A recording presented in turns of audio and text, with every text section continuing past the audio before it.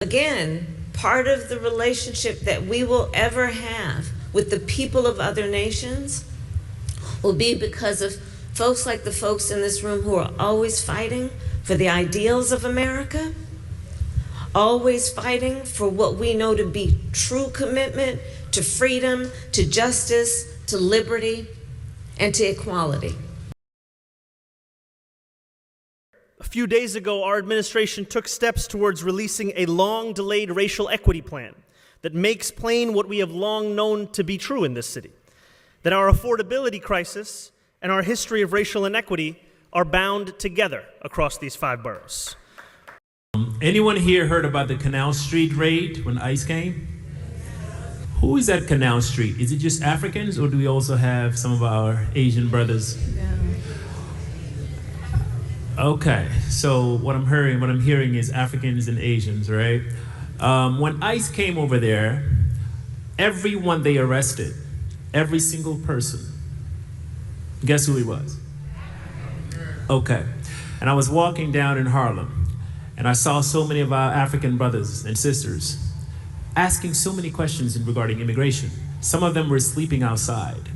And then I asked them, is the city helping? They said, well, listen, we don't know too much about what's going on. I said, no, that's been budget that's been passed to help you guys, all right?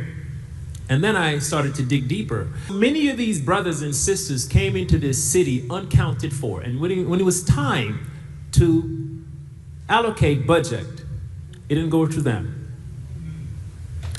I say that to say, we can only count on our neighbors.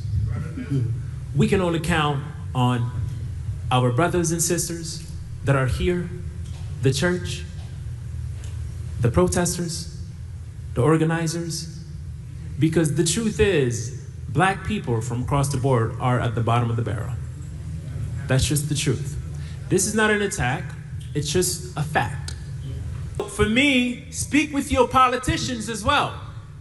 Are they preparing those nonprofits just in case things happen? Or are they not? Because it's nice to just sit over there and talk about, yes, Canal Street this, Canal Street that. Well, I'll tell you what happened on Canal Street. When that raid happened, it was our nonprofit that stood up and got those people out of there, out of detention centers. Therefore, it is important for us to diversify the funds that are going to nonprofits. A dividing line, sometimes very directly separating black neighborhoods from white neighborhoods. And our view when I was Secretary of Transportation was, we ought to do something about that. If federal funding created or contributed to a problem, then federal funding ought to be part of the solution. To make this country, in the midst of all the extremism, the best version of herself. What made Dr. King effective in the civil rights movement of the 60s is that they changed the laws